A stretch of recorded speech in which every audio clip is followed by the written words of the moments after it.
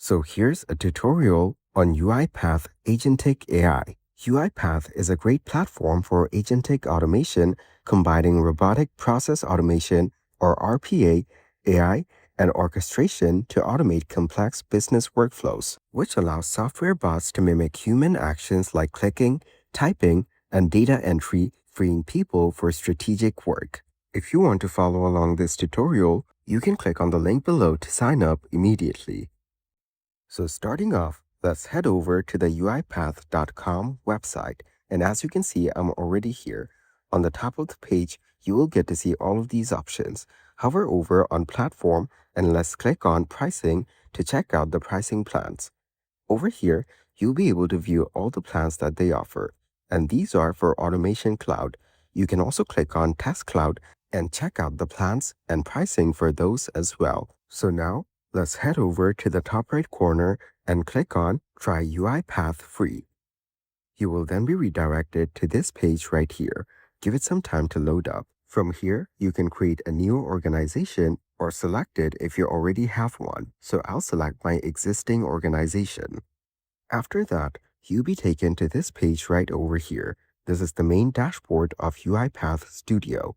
So on the Cloud Workspace, you can click on Create and start building by choosing any of these options depending on your need. So we will go with Agentic Process. After that, you will get to see this page right here. On the left side, you will get to see all of these options. These are all the tools that you may need in order to create your agentic process. And by default, you will see the Start Event option. If you click on it, you will get to see this pop up on the right side. From here, you can start by naming your event. So as an example, I will remove this name and put in another name such as New Invoices. So after you're done putting in a name for your event, you can then move to the description section. Here, you can put in a brief description for your event. Just make sure that it's relevant to the task, because that way you will know exactly what the function of this event is. For this example, we will be creating an agentic process that will fetch information from Google Drive whenever a new PDF of an invoice is uploaded onto the drive. So for that, we will need to set up an action, which will trigger the agent to start working. Meaning, whenever an action, like an upload to Google Drive happens, the agent will run and will get the information from the drive. Also, I'm showing you this task just as an example, but you can use similar or the same process for different purposes and different tasks. So in order to set the action, let's first go over to the action section right over here. Then click here and choose Wait for Connector Event. That way, whenever an event occurs, it will trigger the agent. After that, click on Select Connector. Here, you will get to see all the available options over here, but for our purpose, we need to look for Google Drive. As you can see, there are a lot of available options that we can connect to. Let's look for Google Drive and click on it. After selecting it, another option called Google Drive Connection will appear just below it. And in order to set it up, click on Select a Connection. So since we do not have any existing connections, we will need to click on the plus connection option. Then we will be redirected to another web page. Just give it some time to load up. And on this page, we will get to see options to connect to Google Drive. So here, click on Connect. After that, from the options, select the Google account that you want to use. Then, click on Continue. After that, click on Continue again. Then click on Continue one more time. You can click on Select All on the top in order to give more permissions if you want. So after clicking on Continue, your Google account will be connected, and you will be redirected back to this page.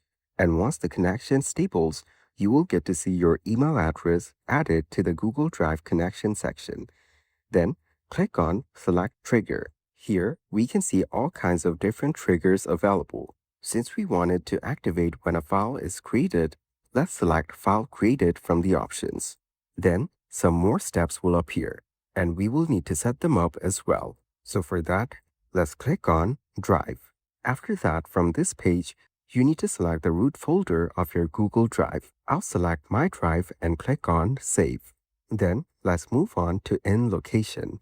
So here, you can click on My Drive, and after that, all the folders in your drive will appear right over here.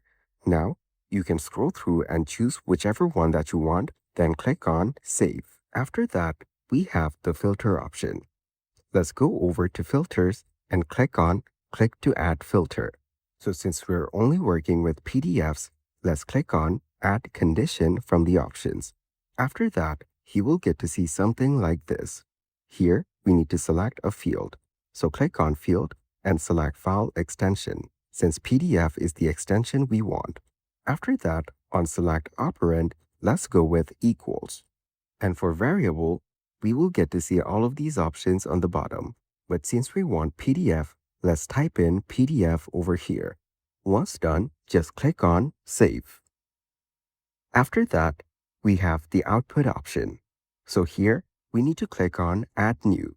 You can use this to set up what kind of output you receive from the agent. So over here, we need to add a variable. Let's start with the name. For the first one, we will type in file name.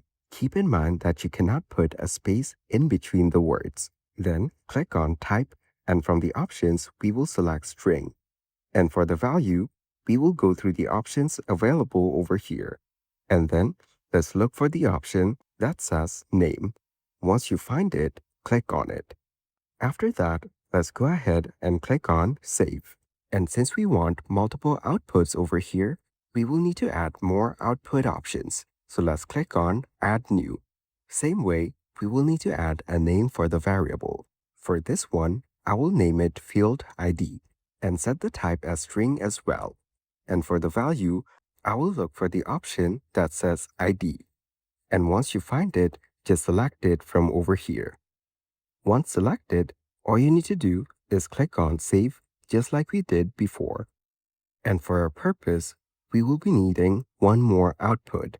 So for that, let's click on Add New once again. Over here in the variable name, I will put in file URL. You can put in whatever name depending on your needs. Then for the value, let's look for the URL option. Once you find it, just select it and click on Save on the bottom. So all our required outputs are now put together. And once everything is set up, let's go over to the Google Drive folder. And after that, to test it out, let's upload an invoice PDF onto the Google Drive folder. And once it's uploaded onto the drive, let's go over to the UiPath webpage. From here, on the top left, you will get to see an option that says Debug. Let's click on it. This will make sure that the agent is set up correctly and functions the way it was meant to. So from here, let's click on Save and Debug from the bottom right. And once it's done, it will start running the agent. And as you can see on the right side, it is running the debugging process. Once it completes, you will get to see all of this information on the bottom. And as you can see, our invoice details are visible over here. This way, you can easily create any agentic process that you want using UiPath. And that is the UiPath Agentic AI tutorial.